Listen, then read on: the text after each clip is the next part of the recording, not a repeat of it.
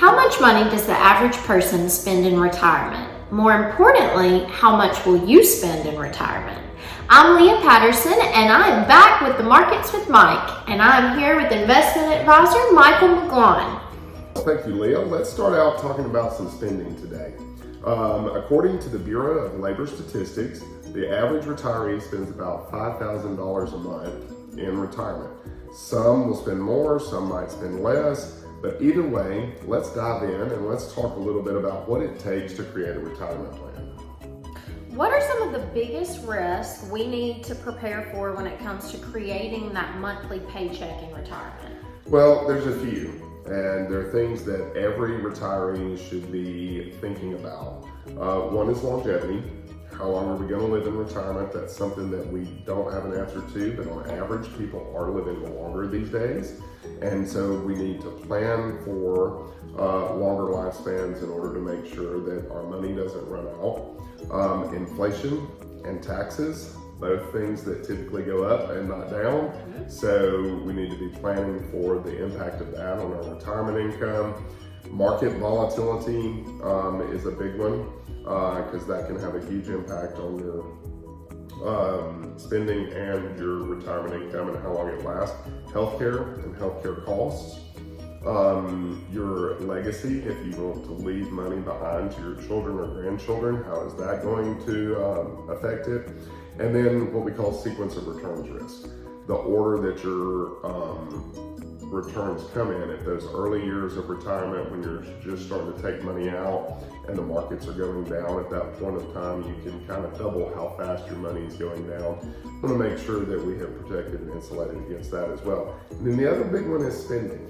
You know, what is your magic number, and is your magic number actually what you spend, or is that just what you spend on your bills, but you spend a lot more? So what is your spend? What is your actual spending? What do you need coming in to make ends, not just make ends meet, but to cover everything you want to be able to do? Right. So what can listeners do to help turn their savings into reliable income? Well, I think the number one thing is to make sure that you have a written retirement income plan. We talk about it all the time, but you know, not just living paycheck to paycheck and I get my direct deposit from Social Security or my pension or my distribution from my account, but actually having a plan to know where it's coming from, what's the impact of taxes on that, how long is it going to last, so that you can have some security and relax and enjoy those golden years. Absolutely, which is what you work so hard to do, enjoy those golden years. So on that note, if you'll just dive right into some highlights for the week for us. Sure. So some of the highlights, some of the topic for this week is the retirement income, and that's because some studies have come out recently and retirement income needs in 2025 are rising due to inflation, healthcare costs, and longer lifespans. We just talked about the average is $5,000 a month.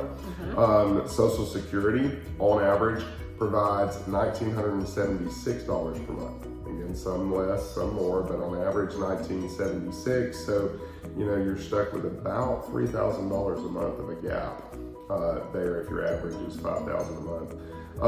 So building multiple income streams, using things like annuities, optimizing your Social Security benefits, things like that can help to bridge the gap.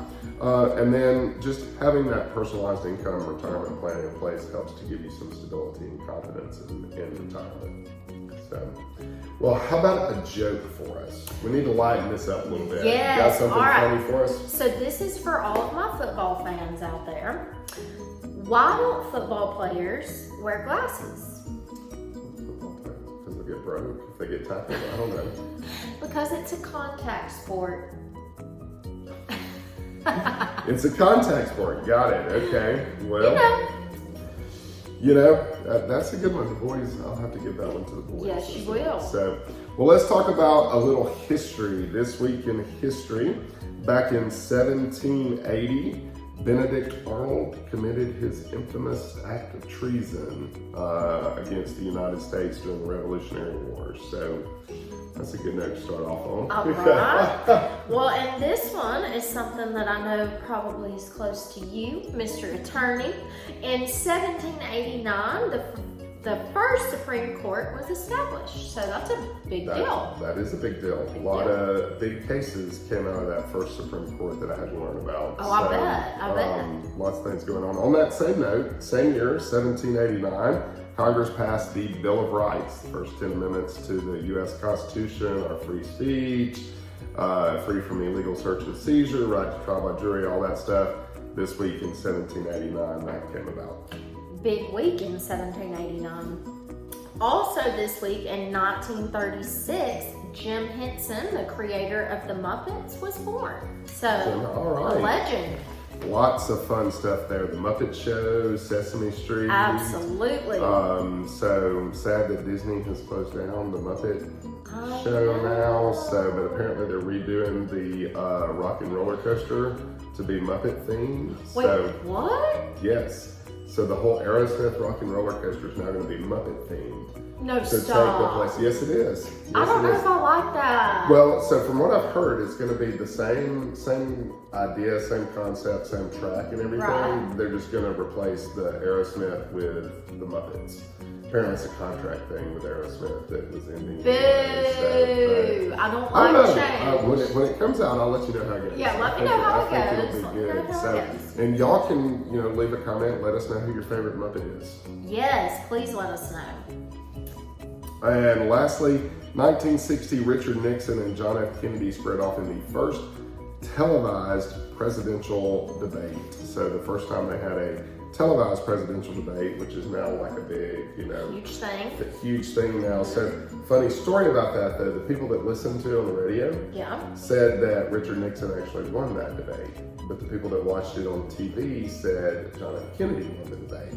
And being the first one, they didn't have all the PR people and all that. So apparently Nixon was sweating profusely. He was very nervous in his body language and some things. He'd been sick. So he did not come off well for people seeing it for the first time on TV. But if they listened to it on the radio, he seemed more prepared, more knowledgeable. So that just goes to show the role the media plays. That's right. So, well, what is your magic number? What is your retirement income number? And if you don't know that, it's time to stop guessing and to start planning. And our team here at Trilogy Wealth Management, that's what we are here for, to help you figure out the answer to that question. And the more important question, will I have enough income to last throughout my retirement? And we can help you build a plan that calculates that number. Your personal needs is tailored just to you. Find tax efficient ways to build that income plan and give you some confidence for your golden years. So don't let it be a guessing game. Sit down with us and let us help you put a plan together for that. As Michael said, stop worrying, start planning, find out how to create a retirement paycheck for life. Call us at 256-467-4382. We'll see you next time.